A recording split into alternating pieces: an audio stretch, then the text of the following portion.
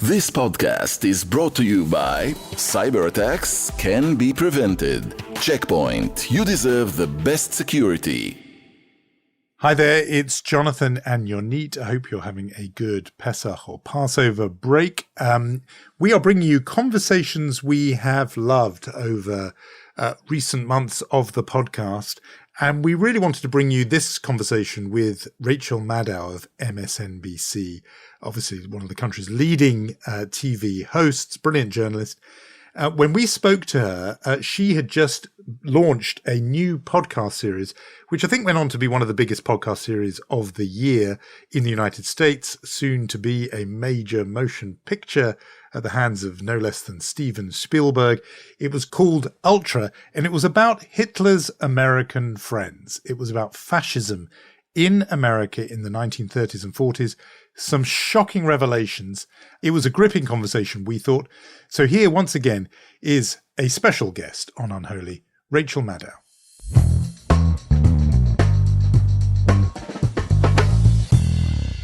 Rachel Maddow, host of The Rachel Maddow Show, is the face of MSNBC. She is a cable news juggernaut and really the defining TV journalist of liberal cable news in the U.S. Her new podcast, Ultra, is a spectacular success. It tells the story of a plot to subvert American democracy and to institute fascism in the 1940s.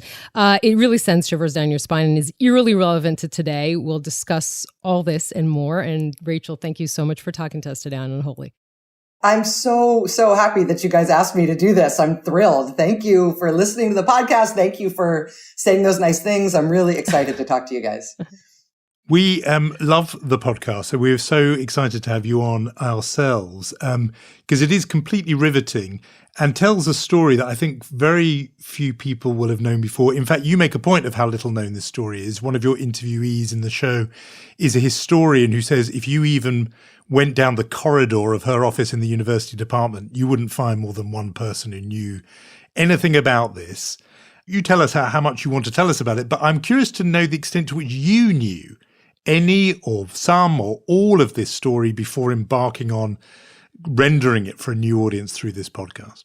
I knew the tiniest little sliver of it. And this isn't actually what I set out to do a podcast about. I was interested in something a little bit later on in the timeline. I was actually interested in the origin of American Holocaust denial, because for all the other things that Holocaust denial is, for its origin points in the United States, it was just truly bizarre because it emerged at a time when, among other things, there were not only lots of refugees in this country, but there were lots of American GIs who had laid their own eyes on the direct evidence of what had happened.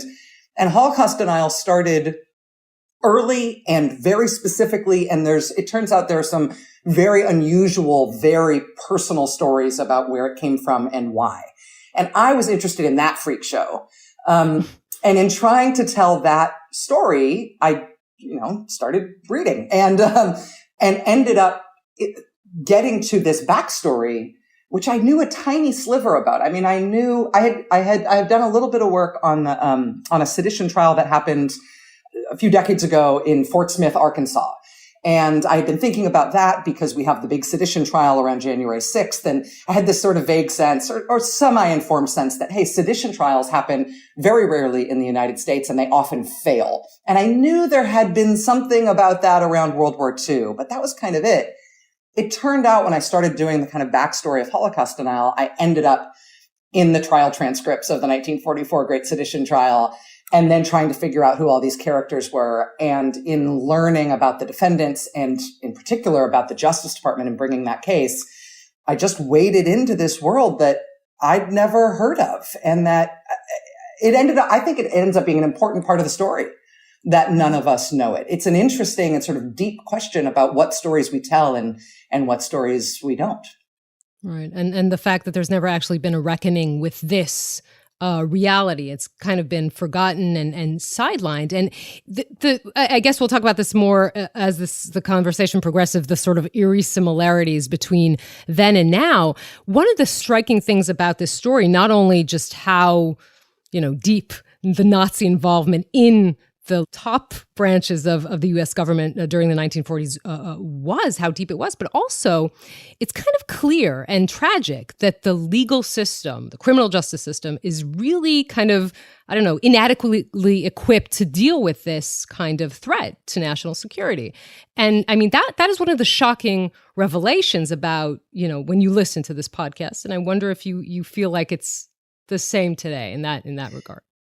Yeah. And I think I think if the podcast could have been sort of infinite, if it had been 18 hours instead of 8 hours, this is one of the things that I think I would have liked to tease out a little bit. So thank you for the question, because I have unresolved feelings about this that I haven't really articulated yet.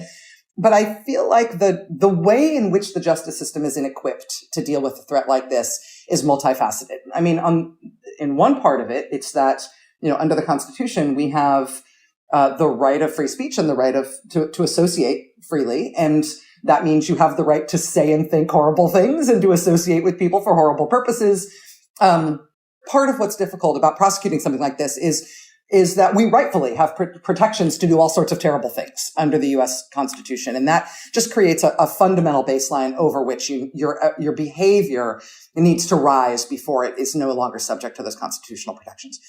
Then there's a sort of almost definitional problem in terms of prosecuting sedition, which is that if you are being brought up on sedition charges, it means by definition that you tried to overthrow the government and you failed, because there is still a government to put you on trial for sedition. Had you succeeded, you'd have everybody else up against the wall. So by definition, by the time you get into the courtroom, you are putting somebody on trial for having tried a plot that did not succeed. And that inherently creates an environment in which the defense can say, well, this wasn't a serious plot. This was, blowhards talking. There was never any risk it was going to happen. But then there's also this kind of technical thing that happens in trials like this, particularly when you're talking about a group that believes it is powerful enough to actually overthrow something as big and strong as the U.S. government, which is that a conspiracy to do this tends to involve a lot of people. And it's hard to put a lot of people on trial because everybody's entitled to an individual defense. And because if you get 28 defendants in the courtroom at once, you better have the world's most technically skilled judge, or the court case is going to run off the rails. And that's what we saw, part of what happened in 1944. I think we're seeing right now in the Justice Department's prosecutions of the Oath Keepers and the Proud Boys, they've broken up those trials into 4 and 5 defendants, maybe as an effort to try to remedy that technical thing. There's more. There's probably 10 different facets on which this is difficult for the Justice Department to handle. Doesn't mean that the Justice Department should be excused from trying to take this on. These are, in many cases, crimes. But I think there's a reason why people involved in these sort of things tend to get tripped up on other crimes, and very rarely actually convicted on sedition, insurrection, treason, some of the sort of top line, almost biblical sounding crimes that attend to these things. I mean, in your needs question and straight away in your answer, you've got to the parallels of then and now, even in terms of how you got into this story. Mm. I mean, we should just say in a sentence or two, I mean, you sketch out not just this chaotic kind of zoo of a trial in 1944, but the whole world that this came out of, that there was all this panoply of far-right, anti-Semitic, fascistic groups in America in that period that were doing, tons of propagandizing to keep America out of the war, against, the Jews in their own country, against Roosevelt, and for a kind of totalitarian overthrow in the United States. So even before we get to the trial, it's a chilling world you sketch. But you go out of your way, I really noticed it, to not allow the listener to be simplistic about the parallels between then and now. And the bit where you do it is so interesting to me because it's this figure, Father Coughlin, the big broadcaster of his day, who is on the radio just pumping out really vile and particularly anti-Jewish stuff, massive following, tens of millions of listeners. And I think you're almost addressing your regular listeners and viewers there and saying, it will be easy to draw a direct line from this person to the talk show hosts of today. But be careful with that, because what he's doing is, in a way, I think you say, effectively so much worse, what Coughlin did. It's not Sean Hannity, it's not Tucker Carlson, it's a whole other level of hate, etc. people who know something of your story, that's fascinating as well, because you began as a guest, a contributor, I think, on Tucker Carlson's show when it was on MSNBC. So maybe there's still a friendship there or whatever, but I think there's a bigger reason why you're going out of your way to not allow there to be that easy link. So what is that thinking? I think in part because of my job, because people are used to seeing me talking about current events. Whenever I talk about historical things, I think there's a tendency for people who know me or even who just know me by reputation to think that I'm speaking in code about today. And occasionally, I am speaking about today, but I try to be explicit when I'm doing that. I mean, the thing about history is that it doesn't repeat. It does rhyme. And so it's worth being precise about where there are parallels and where there are not. And I think what is partly relevant about Coughlin, or more relevant about Coughlin than any analogy we can draw between him and some popular figure in right-wing media today, is actually not about him, but about the size of his audience.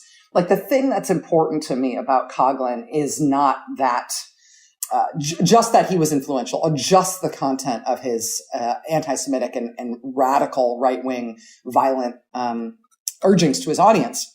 It was that so many Americans loved it and were hanging on his every word. The parallel is not Coughlin. The parallel is us. What we should worry about when we look at that example is not who's that guy today, but how is it that we are the country who thinks of ourselves as united and willing to sacrifice and travel the high seas to go take on fascism abroad as in our greatest generation's moment of leadership to go tackle Nazism, while the largest media audience ever assembled in American history to this day was listening to this guy every week who was saying the Jews deserved it. That's the parallel to make. And so I think it's easy to kind of focus on the bad guys, and it's easy to create facile analogies. And, I'm not looking for a Trump in history. I'm not looking for a Fox News in history. I'm looking for us in history. Because one of the poignant lines that I think jumped out at Jonathan and at me when we were listening was that fascism happens recurrently. You say that in I think it's the last episode, but really this is a cycle. It's a very sad, tragic, even dark view of America. Mm-hmm. And I think it's practical. The bases of a sort of fascist appeal in the United States are consistent, right? That there is a glorious past that it would be great if we could return to. In that glorious past, we didn't have this alien or parasitic element that had ruined everything. If we could expunge them, we could return ourselves to our former glory. And part of what's in the way is that those parasites and alien elements get a say in what's happening in our country. And we ought to organize ourselves so that rather we can lead with our native born strength and not be infected by this weakness that's inherent in everybody getting a say in the future of our country. We are a republic, not a democracy, right? The bases of that appeal, when you sort of strip them of their exclamation points, politicians use them all the time. Conservative media figures use them all the time. It's something that has a sort of timeless appeal. I think it's our responsibility, sort of when you can see that, when you can see those sort of code words and ideas fall into place yet again, whoever the scapegoat is going to be this time, and it's almost always the Jews, and it's often people who don't have white skin, and it's very often immigrants, and it's some combination therein. When you see those things fall in the line, to me, it's a practical help to be able to say, oh, look, it's that same old song. Listen, here's what it sounded like in the 40s. Here's what it sounded like in the 1920s. Here's what it sounded like in the 1800s. It's the same old thing. And that has two benefits. One is that I think it alerts us to sort of what we need to turn on in terms of our defenses and our firewalls as a country. But I think it also makes fascism boring, which is helpful. Part of what, the number one selling book of 1940 in the United States was Charles Lindbergh's wife, Anne Morrow Lindbergh, writing a book, this like poetic book, about how fascism was the future because it was so elegant and efficient and modernist. And it was so exciting. And while she didn't think of herself as the kind of person who'd be attracted to these kinds of leaders, she could see that this was the way we needed to adapt as a species because this was such a beautiful, shiny new way of being. Fascists always make it sound like it's transgressive and interesting and something you've never thought of before. It's boring. It's old. It's recursive. And so that to me is a helpful framing. And are you describing there that recurrence? Is that a specifically peculiarly American thing, or is that a human thing? Do you think? I mean, I don't know much more than American politics, and so I don't feel like I can speak for other places. I do think that there is something human about being told, "Oh, the strong man will take care of you," and all we need is more control and the good old days. I mean, I think those are somewhat universal sort of human points of comfort in terms of what somebody can sell you. But I see it at work in America in a way that I'm trying to elucidate. No, I came out of listening to Ultra thinking, you've made a case there for why this is, or there is a peculiarly American dimension here, and the recurrence and things about the appeal of it, particularly to the country that imagines itself having had a blank slate and so on. So what you said before about going back to some sort of untainted new beginning. I think other, old countries like the one I'm sitting in that's less of a fantasy. It's not non-existent, but I think it's less of a one. But just with the thing with now, I wondered about this listening to it too, which is the defenses we have against it there. The Americans now can think, well, we were on the right side in the Second World War, greatest generation, everything you said. And I wonder if there are defenses now where, a former president, Donald Trump, sits with a neo-Nazi and Holocaust denier for dinner. And the defense now is, it's sort of unserious. Trump is a bit of a buffoon. This guy Fuentes is a sort of comic figure in a way. He grins and smirks. He's with Kanye West, who's black, therefore it can't really be fascism. Are these all defense mechanisms people have to not recognize fascism, even when it's sort of knocking on the front door? Yes. And I think this is, to me, again, a really sort of rewarding revelation in history that people who present themselves to the public making these kinds of cases often seem cartoonish and buffoonish. They often seem like grifters and small-time crooks. And in fact, they are buffoonish and cartoonish and small-time crooks. And they do speak in ham-handed and laughable ways. And they also sometimes take over governments. The cartoonish nature of the presentation and the dangerous nature of the appeal do not contradict one another, it turns out. There was a guy named George Deathridge, which is a crazy name. Great name. Great name. Yes, exactly. Helpful when you put the word death in your name in terms of remembering what you're like as a character. He was involved in hatching a plot that was designed to have 13-man armed terroristic cells set off accelerationist violence in like 50 different communities in the country after the 1940 election, which they knew Roosevelt would win. And the idea was to inspire the anti-Roosevelt right to rise up in the chaos after this terroristic violence and take over the government. He was working with a guy named Clayton Ingalls. Clayton Ingalls was the husband of one of the most famous people in the country at the time. Laura Ingalls was a celebrity aviator. She was a pilot as famous as Amelia Earhart at the time. Her husband was working with the German government through the German consul in San Francisco to get tens of thousands of dollars of funding to amass weapons for this plot, which had assembled terrorist cells all over the country for that kind of a takeover. So crazy and dangerous. They aren't mutually exclusive spheres. There is a lot of overlap in that Venn diagram. And since we mentioned Kanye and Nick Fuentes, when you listen to this podcast, just how you realize how deep the roots of anti-Semitism are. How worried are you about this phenomenon now? Is it deep? Is it a social media phenomenon? Is it the Kanye Wests of the world, or is it something that we should really be concerned about? I think we have to be really concerned about it. I mean, I think that one of the things that we know about the sort of recurring appeal, not just of sort of thing that we've been talking about here in terms of calls toward authoritarianism and fascism, but the recurring appeal of anti-Semitism and violent anti-Semitism is that it matters who's saying it.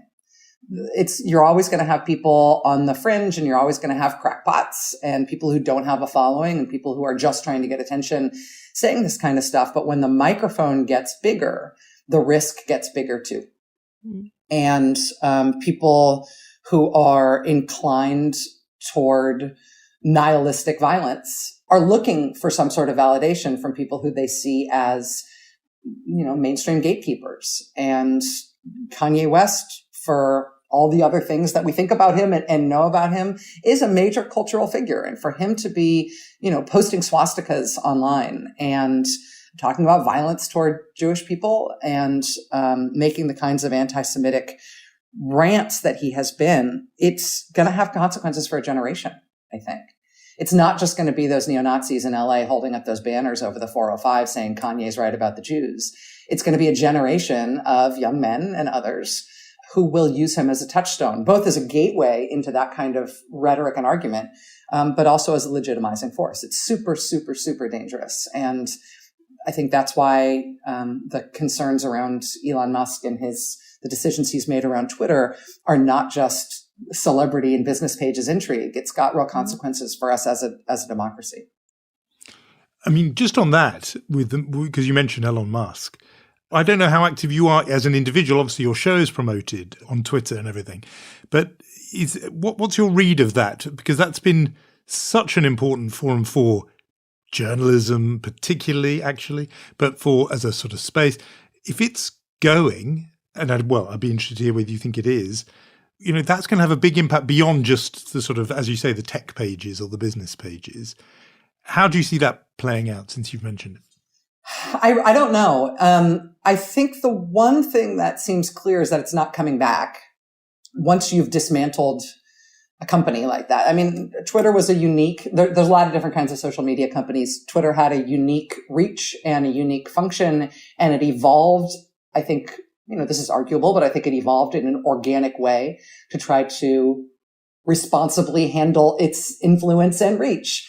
And it, overreached in some cases and underreached in others and made some mistakes and corrected. It was a iterative process in terms of how Twitter developed as a company. And when you come in and fire everybody, and literally just eliminate the structures that were created to try to responsibly handle that traffic, you can't recreate them, because there isn't a template for how to be a social media company that big and particularly that influential in the news space, which is such contested space and also so important.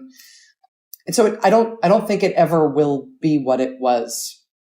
Now, what it's going to be instead, maybe it's going to be the mouthpiece and the effective state media for some sort of ideologically specific and perhaps foreign aligned interest. Because it's been noticeable, isn't it, that Musk is, with his little polls of people, they're often, they sound like they're, backing a Vladimir Putin position on Ukraine or sometimes on China. I don't know how to read his politics. I'd love to know what you think, whether he is himself some kind of far-right white nationalist or just somebody who loves giving those people a platform. I don't know how to read his politics. I'd love to hear what you think. I really prefer never to think about him. So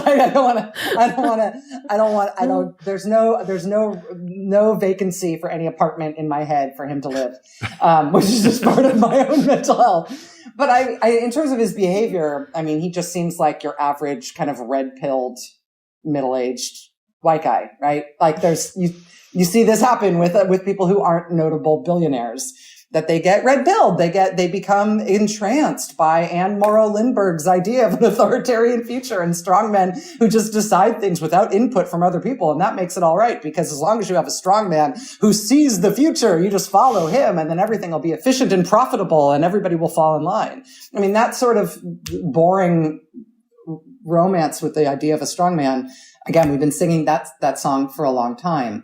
And to get excited by the transgressive thrill of posting anti-Semitic and racist and anti-trans and all these different tropes that he's engaging in, to get excited by the thrill of being transgressive in that way. Like, it's just this sophomoric red-pilled guy thing that you see over and over again. So I'm just assuming that he's that. In terms of what happens to Twitter and its influence, again, I do think that there's a chance that it just kind of reduces down to a toxic isn't the right word, but a sort of one of these, slightly larger than normal bad actors online in terms of, in the same way that 4chan, 8chan, and any of the propaganda outlets that are supported by Russia or other bad actors exists. It could be that. It could also just disappear. I mean, it also has a lot of debt, and who's going to pay that debt? Does somebody buy it who then turns it into a plaything? I don't know. The journalistic space, though, hasn't been duplicated. And I know that there are other entities that are trying to create the same sort of space for the sharing, for reporters as individuals to share news information in the way that they do on Twitter. I mean, Twitter was a good broadcasting platform for a lot of journalists. I think that the idea that people were getting tips and user-generated content from Twitter and turning that into the news, that's a little overstated, at least in my experience at MSNBC. That's not necessarily how we use Twitter. It was more of a place to disseminate news rather than to gather news. But we'll see if somebody else can recreate that. I hope so, because I do think that there's a place for real-time news-based information, outside of news organization websites. That would be helpful to have a home for.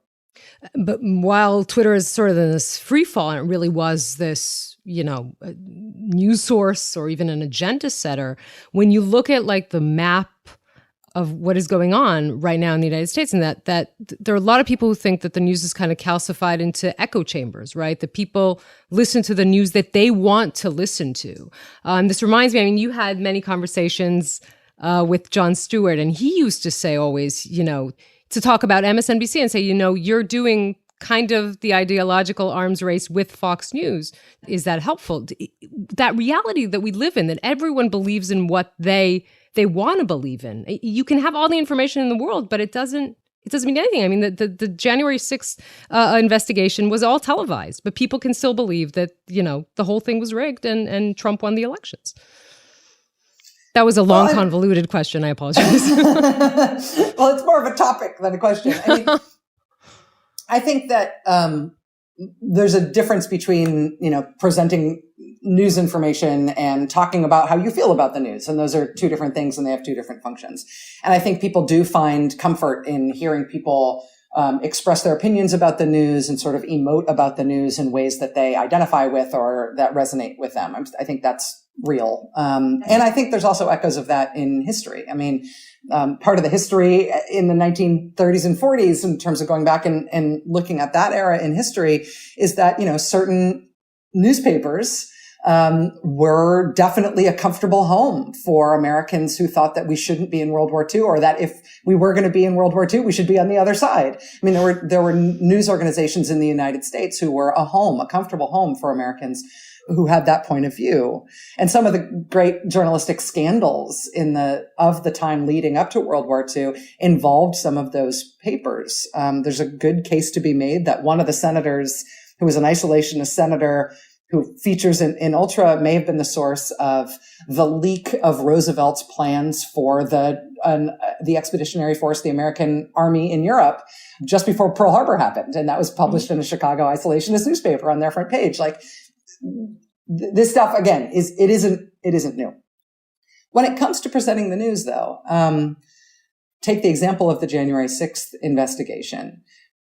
I think there isn't a parallel to be drawn. There isn't a mirror image between MSNBC choosing to broadcast the hearings and cover them and Fox News saying, we're not covering them and you shouldn't watch them.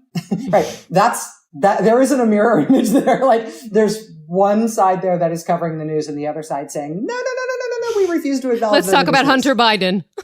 Yes, exactly. Let's talk about Joe Biden's grandson's veterinarian's niece's TikTok account. And by the way, subpoenas are coming. It's just, you can criticize me for who my audience is if you want, but I don't think in terms of who the choir is when I'm preaching. No, but the interesting, Jonathan mentioned this. You can see these great YouTube videos online of you in conversation with Tucker Carlson. This is 2005. He had a show on MSNBC. You were a pundit there. It's a lovely conversation. They're really nice conversations. And you say this can't exist in the world anymore. This kind of conversation, where can it live at all? I mean, what changed? Did he change? Did the discourse change? Did, In 2005 this is hypothetical, and maybe this isn't helpful, but in 2005, had Tucker gotten on the air on MSNBC and been like, immigrants are dirty and are making America a dirty place, and there's a secret plot by an international cabal to replace white people with non-white people, and you white people better get it together. If he had said the things that he's saying on Fox now on MSNBC in 2005, he would no longer have a show on MSNBC in 2005. Right? I think styles change. And, one of the things that I don't do on MSNBC, and I haven't done since I've started there at the beginning, is I don't put on a Punch and Judy show where I bring on somebody from the right and somebody on the left and say, light rail policy, you guys fight.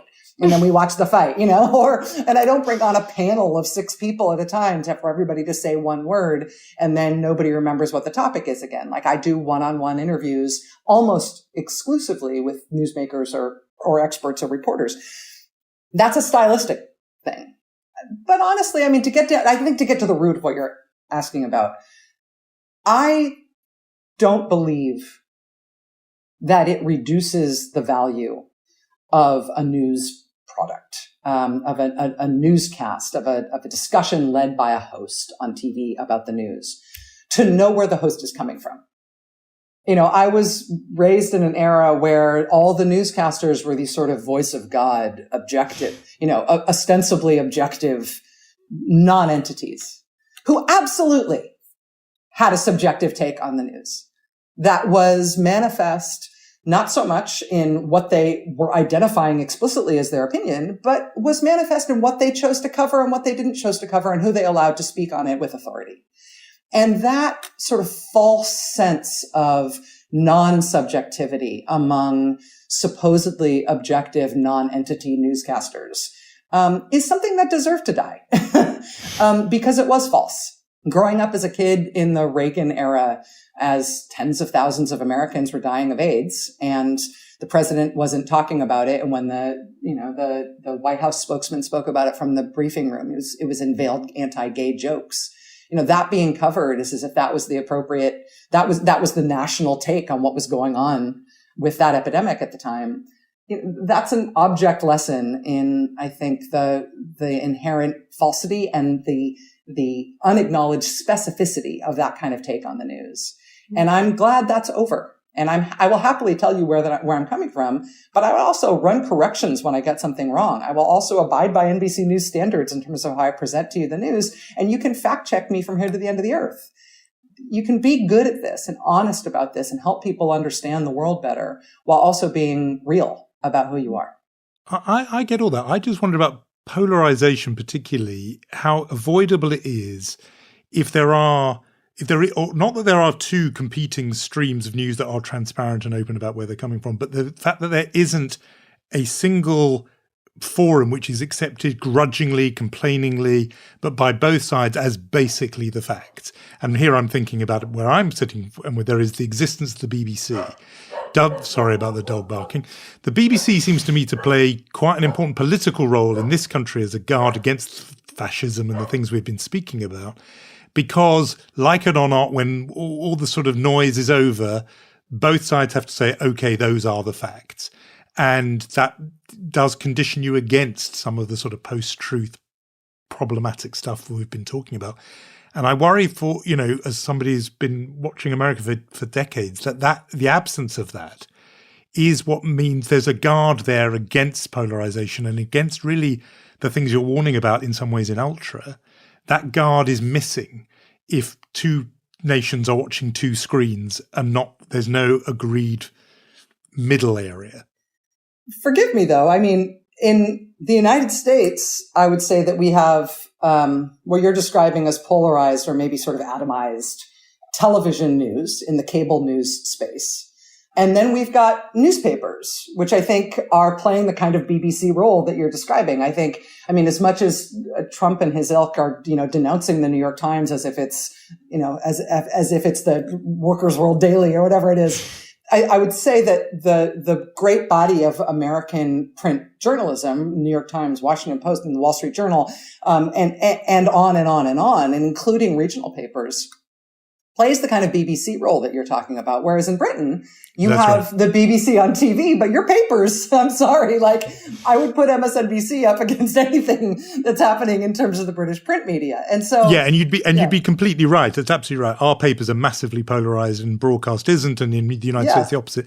I mean, first of all, I think broadcasting is more powerful, but also now, I think, tell me if I'm wrong, but I get the impression that the number of Republicans or conservatives who would accept that the New York Times or Washington Post are a kind of BBC-style neutral rather than also part of the liberal media, I think that number has shrunk so that they too are lumped in with the liberal press.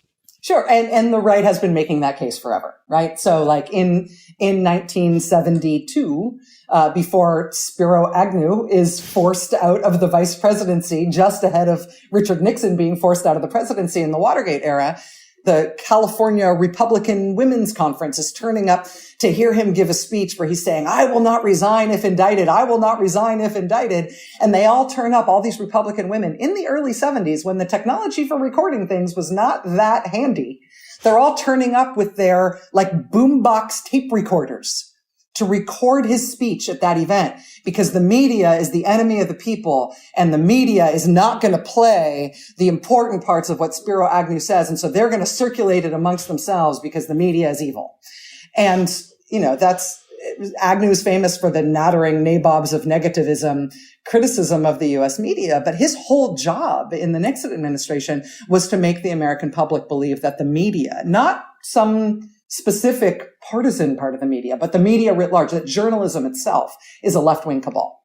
And you see that that's been a right-wing case against the media as long as there's been a right wing and there's been a media. The idea that the objective, professionally reported presentation of facts about the world is somehow dangerous to one side of the political spectrum, it's part of why I'm a liberal. It's funny. I'm listening to this conversation.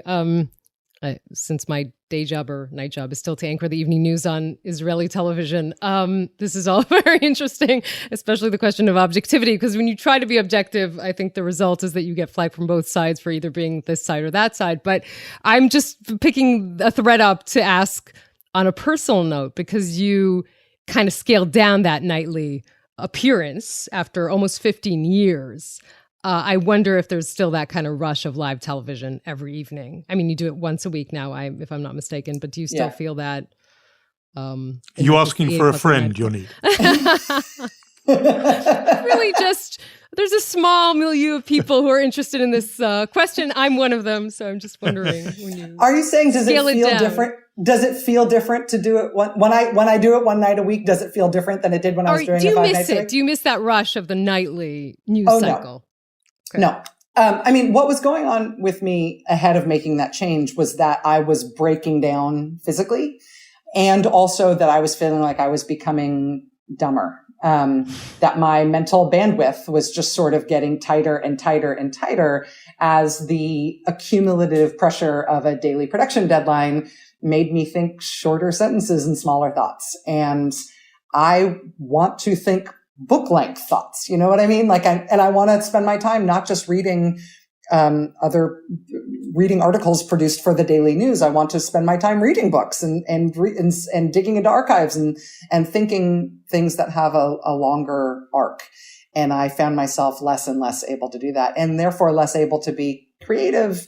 And the adrenaline of the daily news cycle and the daily production deadlines can only get you so far. You can't live on that sugar rush forever. You can in the short run, but you can't in the long run. And so I knew that I needed to make a change for me. But I love being on one day a week. This was presented to me as a potential option at the very outset of me starting to think about this. And I was like, that's crazy. Anybody who's on one day a week, they have to do something that's about the whole week, and it ends up being a magazine show. And I hate that kind of, no, actually, it turns out you can just get on the air one day a week and do what you normally do and connect with people and connect with the news in a way that is still just as exciting. It just isn't killing you.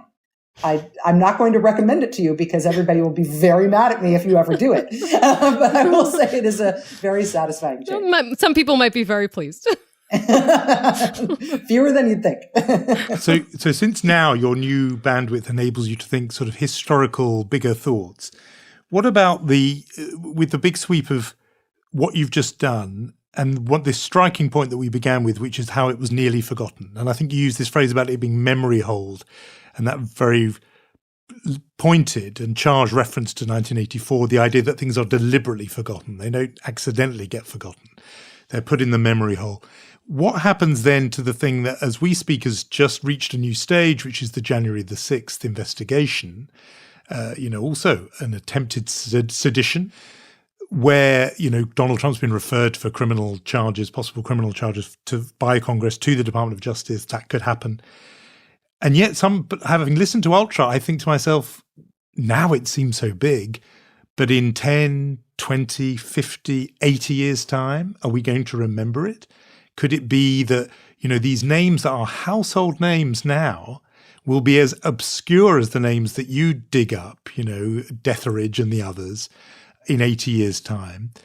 Or is there just so much sheer volume of material now, all the cable hours and the print hours and the website hours and the tweets, that it can't get forgotten?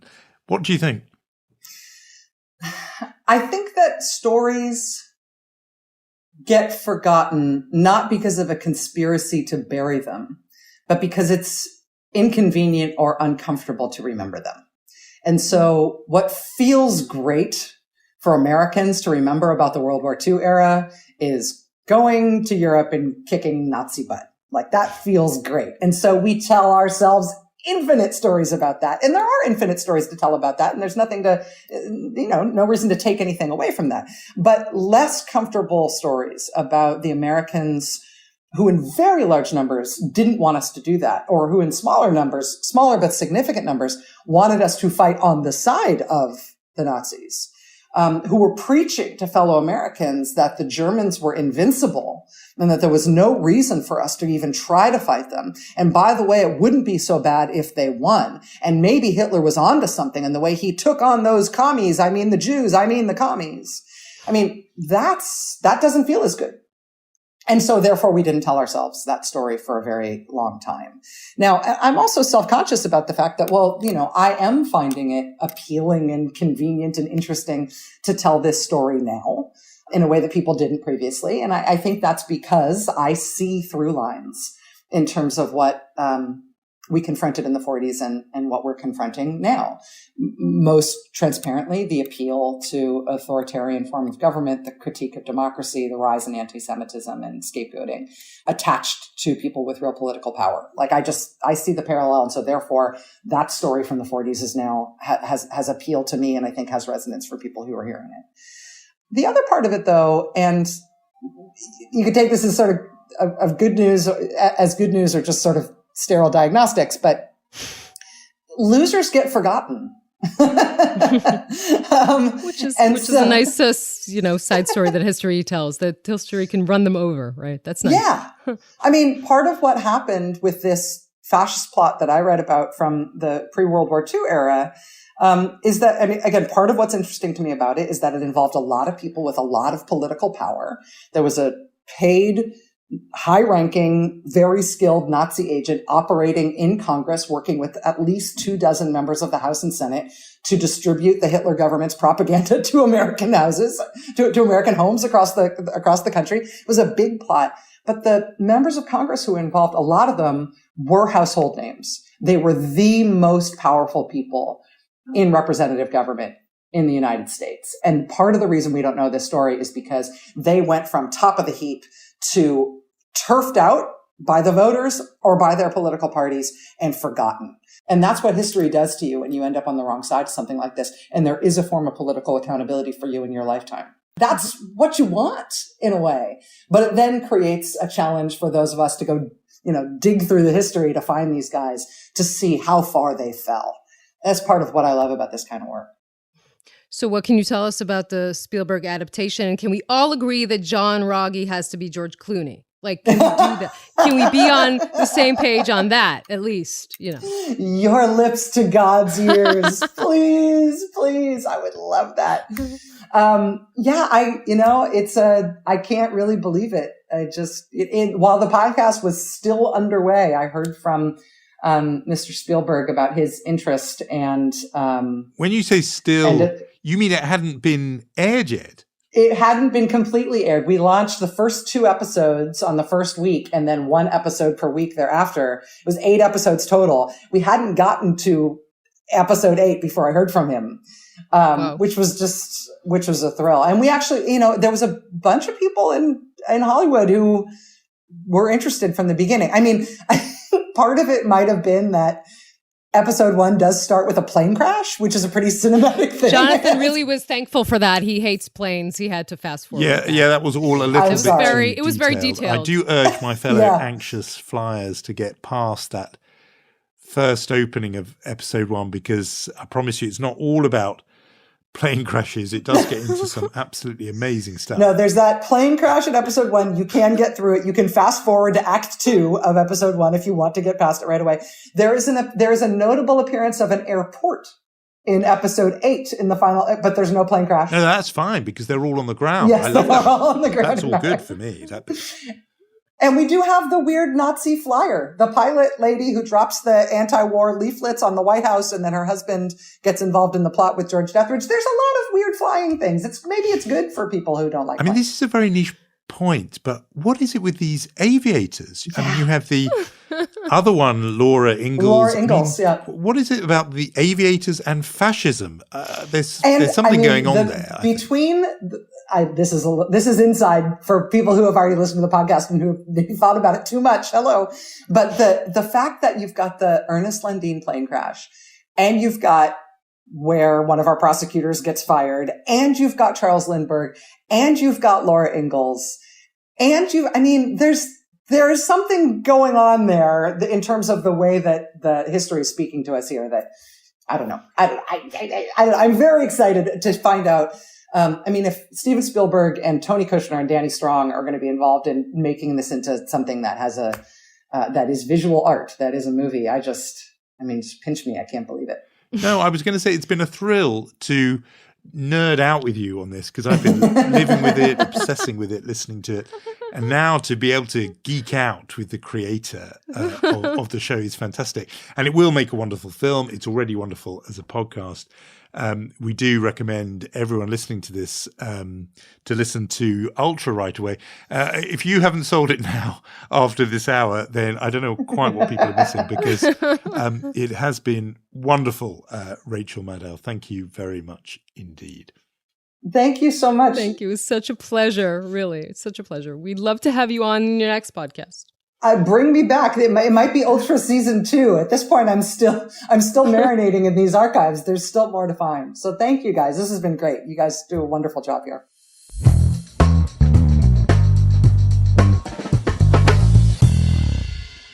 So that was our Rachel Maddow conversation. Confession time, one of the favorite conversations we ever had on this podcast. Next week, another conversation that we love. And after that, we will be back with our regular programming.